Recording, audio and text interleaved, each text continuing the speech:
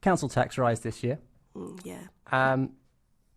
Despite that, however, we've seen things like in the budget the cancellation of the community meals service, cuts to transport for young people with special educational needs, cuts of almost 50% in museums and the market. Massive changes, paying more, getting less. Yeah, it's not a great position to be in, and it's not one that I think any one of the 63 councillors on Stockport or any other local authority wants to be in. There has been, we knew that the government was imposing further changes on local government. We knew that, we had planned for that. We were having the biggest in-year saving that the council has ever had to make against the background of 4 years of previous cuts and more to come. And then we got a change in government policy where clearly the Treasury has recognised that they do need to raise more in taxes. They just don't want to do it themselves. So have basically rejigged the money coming to local government to say, well, OK, raise your council tax.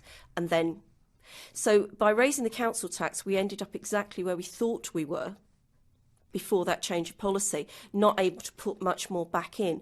Some of these things that you've listed are actually real cuts. I wouldn't ever try and pretend that we are not reducing services and that in some cases we would not have done that.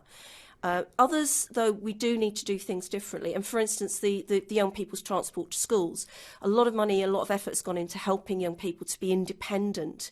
And actually, there have been some really good success stories where both the young people and their families have said, this is absolutely wonderful.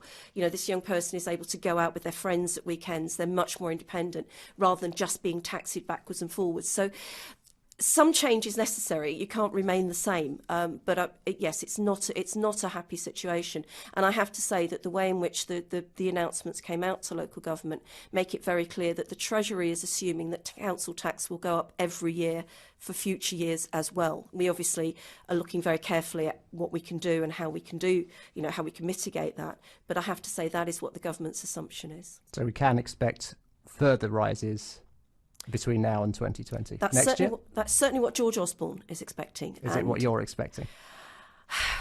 I think it will be very, very difficult for anyone to balance the budget, to continue to do the things that we need to do without further council tax rises, particularly for the health and social care side.